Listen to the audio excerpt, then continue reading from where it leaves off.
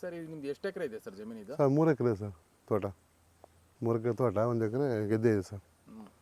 ಮೊದಲೆಲ್ಲ ಏನು ಹಾಕ್ತಿದ್ರಿ ಇದಕ್ಕೆ? ಮೊದಲೇ ಗೌರ್ಮೆಂಟ್ ಗೊಬ್ಬರ ಹಾಕ್ತಿದ್ರು, ಅಷ್ಟು ಚೆನ್ನಾಗಿ ಬರ್ತಿರ್ಲಿಲ್ಲ ನಮಗೆ. ಆಮೇಲೆ ಹಿಂಗೆ ಹೊರ ಪಕ್ಕದಲ್ಲಿ ಒಂದು ಫ್ರೆಂಡ್ ಸಿಕ್ಕಿದ್ರು, ಅವ್ರಿಗೆ ಗೊಬ್ಬರ ಹಾಕ್ತಾಯಿದ್ರು, ಚೆನ್ನಾಗಿ ಬಂದಿತ್ತು. ಆಮೇಲೆ ಅದನ್ನು ನಾನು ಅವ್ರ ಫೋನ್ ನಂಬರ್ ತೊಗೊಂಡು ಫೋನ್ ಮಾಡಿ ಈ ಗೊಬ್ಬರ ತರಿಸ್ಕೊಂಡು ಇದು 3 ವರ್ಷದಿಂದ ಹಾಕ್ತಾಯಿದ್ದೀನಿ ಈಗ ನಾನು. ಇದು ಚೆನ್ನಾಗಿ ಬರ್ತುಂಟು ಸರ್. ಆ ಗೌರ್ಮೆಂಟ್ ಗೊಬ್ಬರಕ್ಕೂ ಮತ್ತು ಇದಕ್ಕೂ ಹೆಂಗೆ ವ್ಯತ್ಯಾಸ ಏನು ನಿಮಗೆ ರಿಸಲ್ಟ್? ಇದು ನಿಧಾನವಾಗಿ ಚೆನ್ನಾಗಿ ಬರ್ತಿದೆ. ಅದು ಸಣ್ಣ ಬಂದು ಆಮೇಲೆ ಒಂಥರ ಕೆಂಪು ಆಗ್ತದೆ. ಆಮೇಲೆ ಚಿಕ್ಕದಾಗೆಲ್ಲ ಇತ್ತು ಮುಂಚೆಲ್ಲ, ಈಗೆಲ್ಲ ಸ್ವಲ್ಪ ಕಮ್ಮಿ ಆಗಿತ್ತು ಈ ಗೊಬ್ಬರ ಎಲ್ಲ ಹಾಕಿ.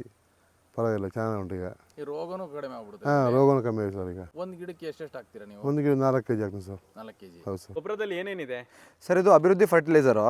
ಇದರಲ್ಲಿ ಬಂದುಬಿಟ್ಟು ಕೋಳಿ ಗೊಬ್ಬರ ಮತ್ತು ನಮ್ಮದು ಕುರಿ ಗೊಬ್ಬರ ಮತ್ತು ಸಗಣಿ ಗೊಬ್ಬರ. ಅದಲ್ಲದೆ ಇನ್ನೊಂದು ಏನು ಅಂದರೆ ನಮ್ಮದು ಎರೆಹುಳು ಗೊಬ್ಬರ ಸ್ಪೆಷಲಾಗಿ ಆ್ಯಡ್ ಆಗಿರ್ತದೆ. ಅದರೊಟ್ಟಿಗೆ ನ್ಯೂಟ್ರಿಯೆಂಟ್ಸ್ ಆಗಿರ್ತಕ್ಕಂತಹ ಜಿಂಕು ಬೋರಾನು ಪರ್ಸೆಂಟೇಜಲ್ಲಿ ಆ್ಯಡ್ ಆಗಿರುತ್ತೆ. 10% ಬೇವಿನ ಹಿಂಡಿನ ಕೂಡ ಆ್ಯಡ್ ಮಾಡಿರ್ತಾರೆ. ಓಕೆನಾ? ಇದು ತುಂಬ ಸಮೃದ್ಧವಾಗಿರುವಂಥ ಗೊಬ್ಬರ ಆಗಿರ್ತದೆ.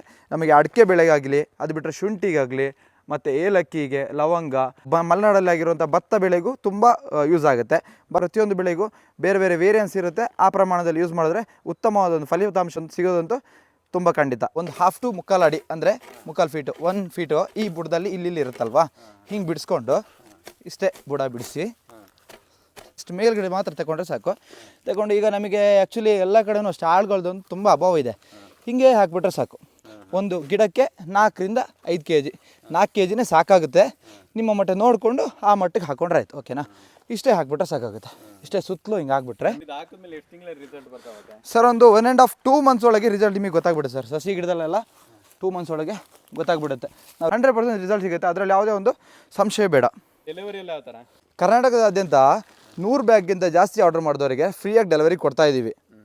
ಮತ್ತು ಸಣ್ಣ ಪುಟ್ಟ 40 ಬ್ಯಾಗು 50 ಬ್ಯಾಗ್ ಎಲ್ಲ ಬೇಕು ಅಂತಂದರೆ ಕಾಲ್ ಮಾಡಿದ್ರೆ ಕಸ್ಟಮರ್ ಸಪೋರ್ಟಿಂದ ಆ ಚಾರ್ಜಸನ್ನು ಹೇಳಿ ನಿಮಗೆ ಅದು ಡೆಲಿವರಿನ ಮಾಡುವಂಥ ವ್ಯವಸ್ಥೆ ಮಾಡ್ತೀವಿ. ಇದರಿಂದ ನಾವು 1-2 ವರ್ಷ ಆಯಿತು ಹಾಕ್ತಾ. ಒಳ್ಳೆ ಇಂಪ್ರೂವ್ಮೆಂಟ್ ಇದೆ. ಕಾಳುಮೆಣಸು, ಕಾಫಿ, ಅಡಿಕೆ ಪ್ರತಿಯೊಂದಕ್ಕೂ ಬಳಸ್ತೀವಿ ಇದನ್ನು ನಾವು.